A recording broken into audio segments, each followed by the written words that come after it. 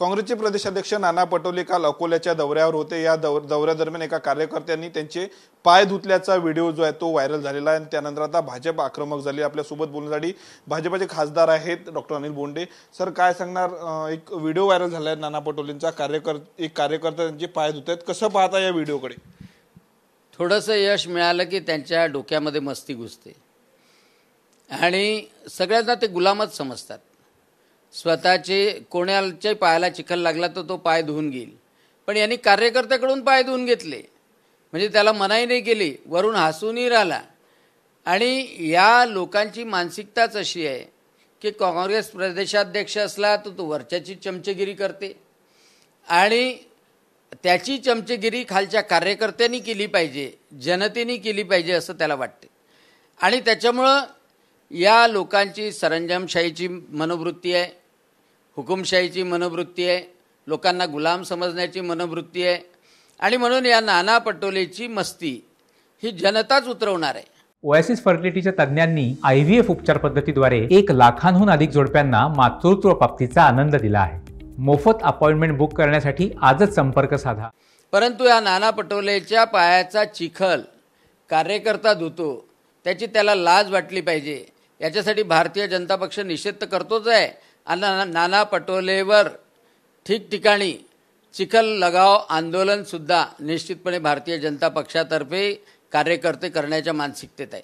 आणि त्याच्यामुळं नाना पटोले एका पायाचा चिखल काढू शकेल, परंतु दुर्दैवानं त्यांनी जी गुलामीची मानसिकता डोक्यात भरलेली आहे, सरंजामशाहीची मानसिकता भरलेली आहे, मस्तीची मानसिकता भरली आहे, ती लोक निश्चितपणे उतरवणार आहे।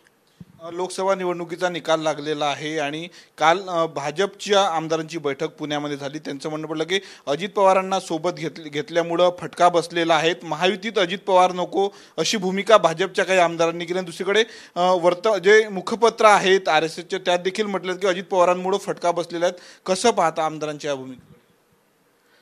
महायुतीचा निर्णय हा सर्व पक्षांनी घेतला आहे, भारतीय जनता पक्षाने घेतला आहे आणि मला असं वाटतं की सर्वांची मदत झाली आणि विभिन्न कारणं जे काही पराजयासाठी असतील त्यावर निश्चितपणे विचारमंथन होणार आहे आणि त्याच्यामुळं कोणाला एकट्याला जबाबदार धरणं किंवा त्याची वाच्यता करणं ती काही योग्य होणार नाही।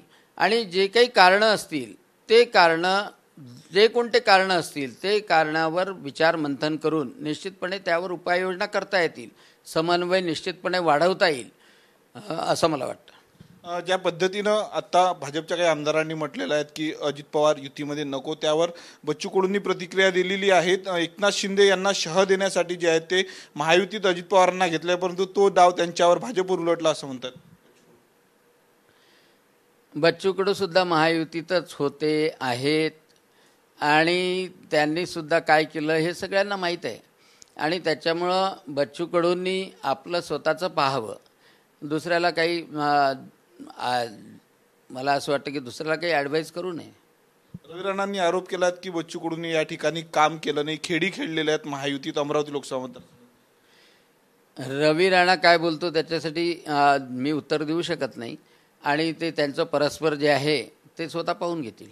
एक शेवटला प्रश्न, भाजपकडनं जे आहेत ते उज्ज्वल निकम रिंगणात होते निवडणुकीच्या, परंतु ते पराभूत झाले, पुन्हा त्यांना सरकारी वकील म्हणून जे आहे ते त्यांची नियुक्ती होणार आहे। यावर आता काँग्रेसनं आणि नाना पटोलेंनी देखील टीका केलेली आहे। भाजपचे उमेदवार सरकारी वकील कसे होऊ शकतात? निश्चितपणे सर्व जनतेला, महाराष्ट्रातल्या जनतेला माहीत आहे की उज्ज्वल निकम अतिशय निष्णात वकील आहे आणि हिंगणघाटची घटना असो, अमरावतीमधली मुलगी झाल्याची घटना असो, जनतेने अनेक वेळा मागणी केलेली आहे की सरकारी वकील म्हणून उज्ज्वल निकमच असले पाहिजे। आणि कोणी राजकारणात एखाद्या विचाराचा असेल, ती निवडणूक लढवत असेल, पण त्याचं कौशल्य काही वाया जात नाही।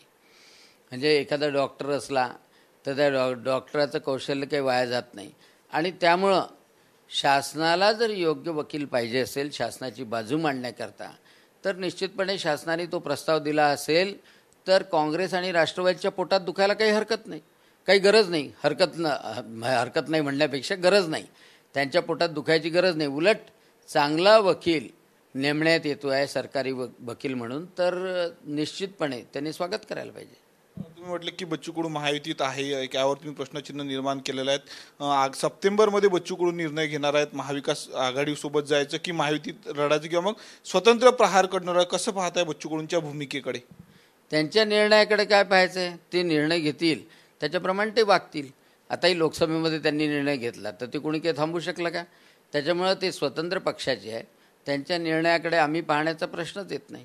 आम्ही भारतीय जनता पक्ष म्हणून ताकदीने विधानसभेच्या निवडणुकीमध्ये महायुती म्हणून समोर जाऊ आणि पुन्हा या महाराष्ट्राच्या विधानसभेमध्ये महायुतीचं सरकार निश्चित येईल.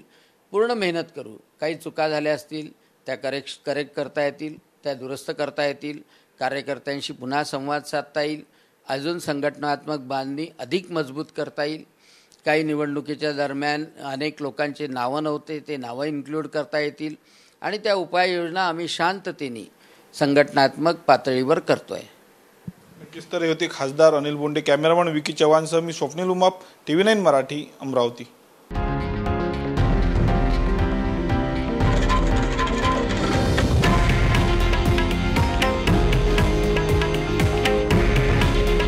हे आहे देशातील नंबर 1 न्यूज नेटवर्क आणि आपण पाहत आहात TV9 मराठी.